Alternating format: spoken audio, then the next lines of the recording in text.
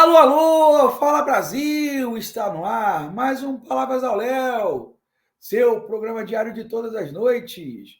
Comigo, Zé Leonardo, seu cronista preferido. Pois é, cada um tem o cronista que merece. Talvez você, meu amigo e minha amiga, mereça a mim, né? Essa é a sua sina.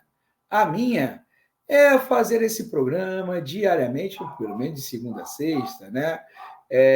Jesus, obviamente, né? Para tentar elucidar a loucura que é esse país, esse mundo, em todas as suas dimensões, seja na política, na economia, na arte, na cultura, na sociedade, na vida, enfim. Pois meus amigos e minhas amigas, eu acho que uma das coisas mais saudáveis para um ser humano, para uma pessoa, é sempre ouvir o outro lado. É sempre ouvir aquele que discorda de você em algum aspecto, em algum ponto, né? Porque das contradições, isso quando eu estudei um pouquinho de marxismo na minha vida, né? As contradições é que movem a matéria. Né? O mundo é feito de contradições e as contradições nos impulsionam, né, para frente, fazem avançar. Né? E justamente eu falo isso porque, né, é, porque a princípio essa coluna tinha sido sugerida é, por uma pessoa da qual eu muitas vezes discordo, né, que é meu primo Marcelo Haddad. Não tem nenhum parentesco com o ministro, hein? E não vou falar do ministro hoje, né? Mas não tem nenhum parentesco com o ministro, né? A não ser o sobrenome libanês. Ah, então, assim, o Marcelo é uma pessoa que eu conheço desde de que nasci, né? E temos nossas contradições, né, no forma de pensar, principalmente economia e política, né? Apesar de recentemente termos encontrado alguns pontos de contato que nos deixou preocupados, né, Marcelo? Nos deixou preocupados em algum momento. Né? Mas, assim, eu sempre gosto de conversar com quem pensa diferente, não só para saber o que o outro lado está pensando, mas para pôr em xeque tudo aquilo que você acredita também. Né? É, a heresia de Gelene, né? A heresia sempre faz bem ao dogma, sempre põe à prova o dogma. Né? Isso é uma frase que ele tirou, se eu não me engano, foi de Santo Agostinho também, né? Ou de algum outro pensador ligado à igreja, e ele usava isso, né? E é concreto. A heresia sempre põe à prova o dogma. Se o dogma, né, for o dogma no sentido não do dogmatismo, né? O dogma no sentido do conhecimento, né? É, é, Se o dogma for correto, ele se sustenta. Se não for, ele cai, né? Então, eu sempre gosto de ouvir o contraditório para saber se aquilo que eu penso se sustenta ou não, porque se a pessoa for capaz, né, de me questionar de uma forma, né, a fazer rever determinadas posições e ver aonde está meu erro, eu vou agradecer a ela, porque eu não tenho compromisso com o erro. Né? Eu acho que ninguém deveria ter compromisso com o erro. E o Marcelo tinha sugerido, ele tá, né, começou a seguir a gente aí, né, o Marcelo tinha sugerido um tema, né, eu não consegui material suficiente para falar sobre o tema, eu só gosto de falar sobre aquilo que eu tenho um certo domínio, né, o que eu estude para falar sobre, né, eu não consegui, eu falei, não, Marcelo, olha só, eu não consegui esse material que você está propondo, mas eu vi essa notícia aqui que eu achei legal, né? Porque é uma contradição. E ele viu, pô, legal, quero ver essa coluna de hoje, né? Então, assim, em muitos aspectos, isso é importante, né? Eu quero deixar claro isso. Então, essa coluna foi meio que uma parceria entre eu e ele, né? Não no ponto de vista do que eu vou falar, mas, sim, da discussão, né? Hoje as discussões se fazem por WhatsApp e a gente mantém isso aí. Então, Marcelo, um abraço, um beijo, né? E eu quero, né, tentar fazer essa discussão da forma mais correta possível. Essa discussão surgiu porque eu acabei lendo um artigo do site Outras Palavras, né, que é um site que se define como jornalismo de profundidade e pós-capitalismo, né? Ou seja, ela tem um viés ideológico, né, que ela deixa claro, que esse site deixa claro, mas teve um artigo que me chamou a atenção, né? Esse artigo foi escrito, está assinado por Paulo Clias, né? Não conheço, e que está numa seção chamada Mercado versus Democracia. Ou seja, coloca o mercado em contraponto à democracia. Isso também é interessante da gente localizar. E o título do artigo é bem interessante: PPPs, a armadilha que o governo montou para si. Esse é o título do artigo e tem a headzinha, né, a lidezinha, né, embaixo, que fala o seguinte: Fernando Haddad propõe as parcerias público-privadas como solução à falta de recursos públicos, estrangulados justamente pelo arcabouço fiscal. Tragédias em presídios estaduais mostra como essa peculiar forma de privatização pode ser perigosa, né? Então eles têm uma análise bem interessante, né? Em primeiro lugar, né, eles fazem, né, um apanhado geral das contradições do Haddad, né, e do governo do ponto de vista econômico, né? Ou seja, da forma de pensar a economia. E parte do pressuposto que é o seguinte, né? E aí a gente liga com o que a gente discutiu ontem sobre os elogios a Economist, The Economist, que é aquela revista ligada, né, ao capital financeiro internacional, revista prestigiosa e tudo mais, né?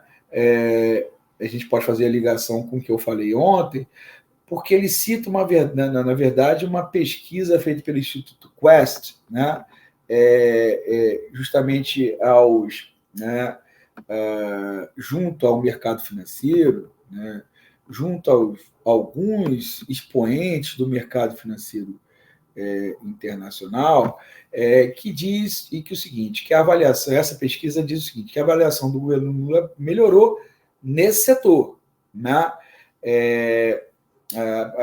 Que a Quest fez uma pesquisa dentro, né, do mercado financeiro e a avaliação negativa do governo caiu de 86%, né, no início para 44%, né?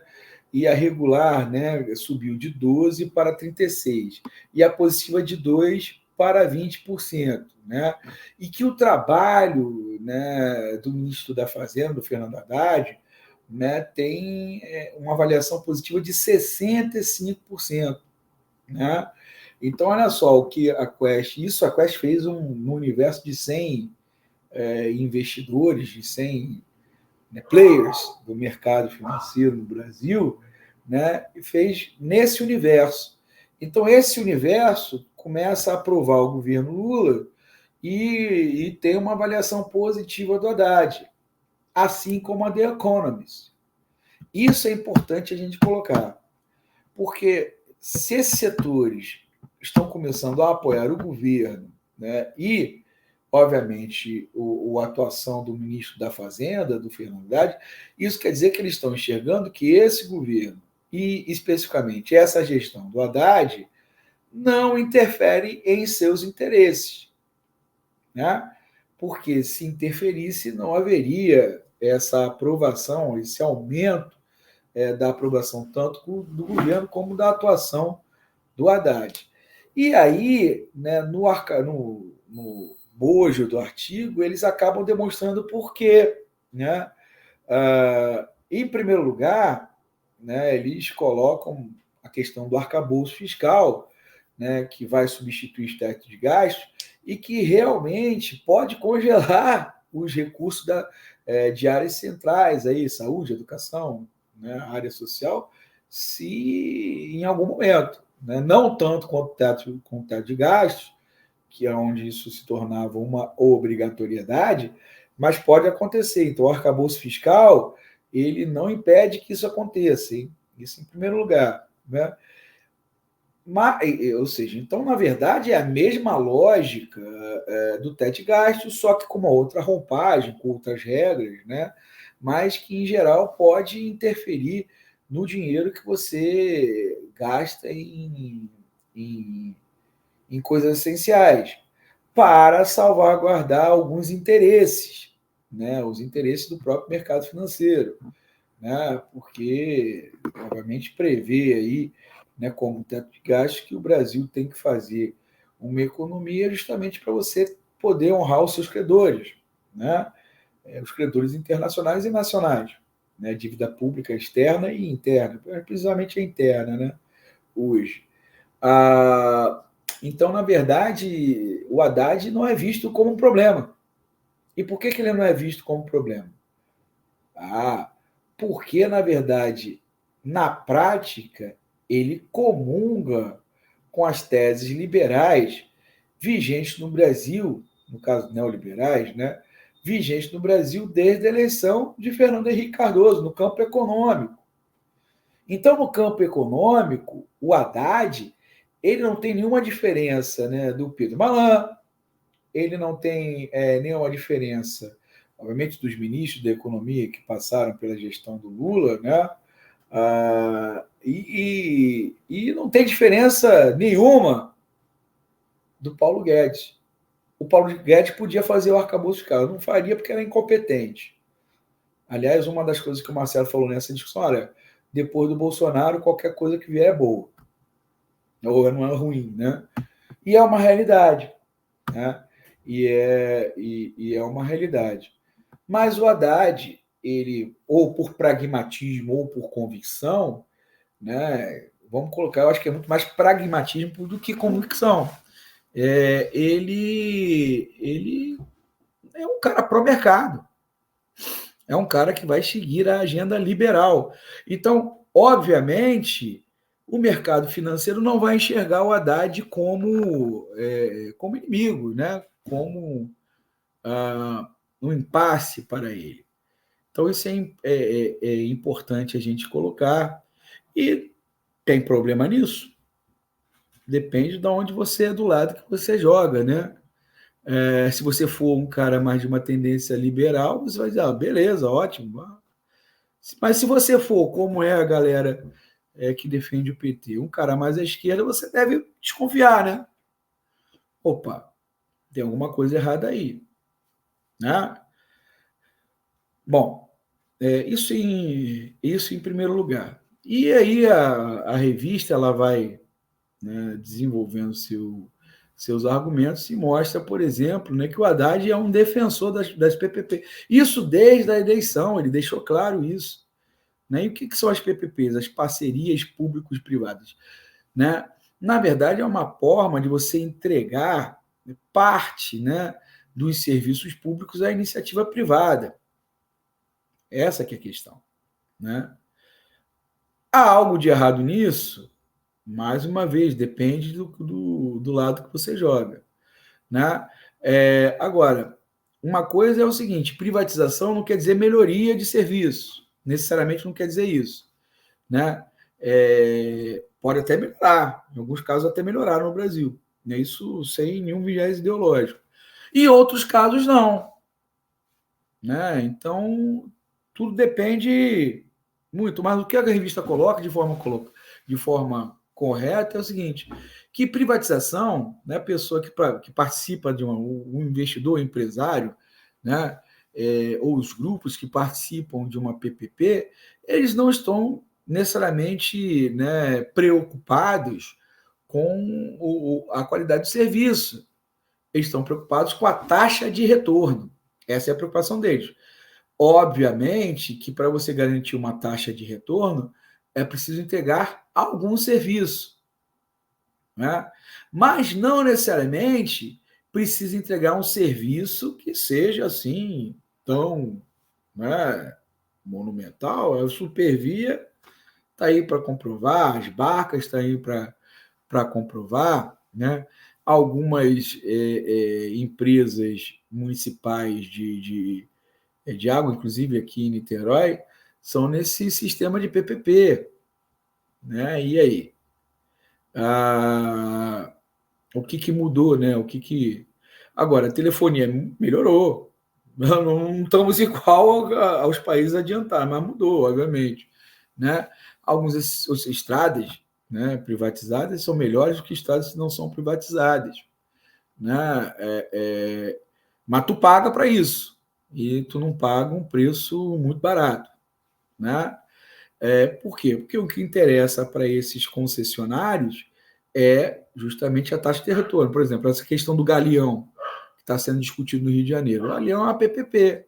E aí, o que aconteceu com o Galeão? Né? Ele perdeu muito, né, do seu valor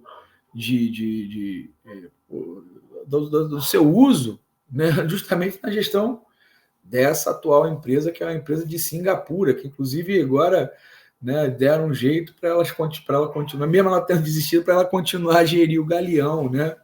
Olha só, né, o que o país arrumou, né, o que o país está arrumando aí. Então, o Haddad é um defensor das PPPs, né?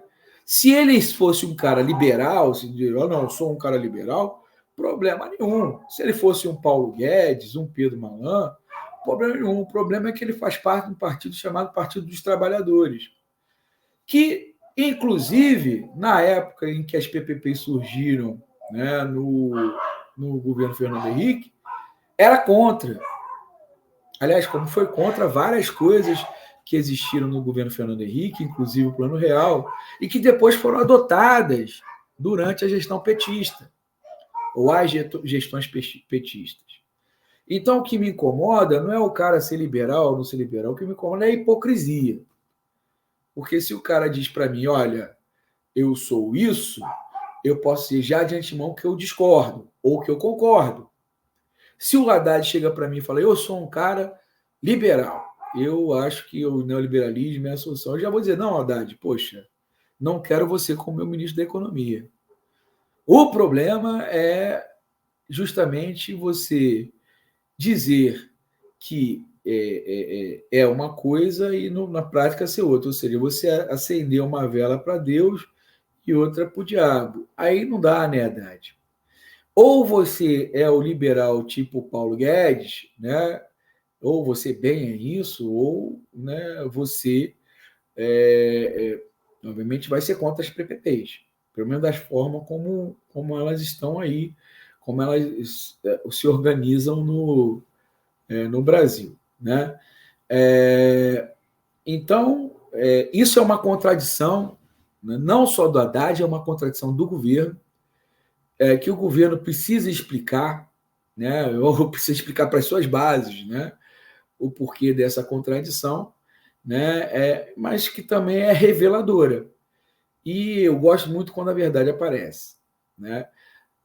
O Zé Leonardo, mas você tá criticando o PT, você está fazendo o jogo da direita? Poxa, cara, não, né? Não, né, meu amigo?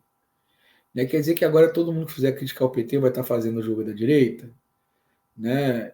Isso aí é ser luamínio, né? Então, fazer críticas não necessariamente significa você ser do lado contrário, significa que você quer, né, justamente ver a coerência em prática, né? Quem votou no Lula não votou por um projeto neoliberal, não votou, né? E as PPPs fazem parte desse projeto. Pois é, meus amigos e minhas amigas, né? Sei que vou receber muitas críticas, inclusive do meu primo Marcelo, né? Mas assim, essa uma opinião, mas também é uma opinião de alguém que já estudou em algum momento, né? Algo de, eu não sou economista, né? Mas já estudei algo de economia, né? Não sou tão leigo assim e acompanho as notícias desse país, né?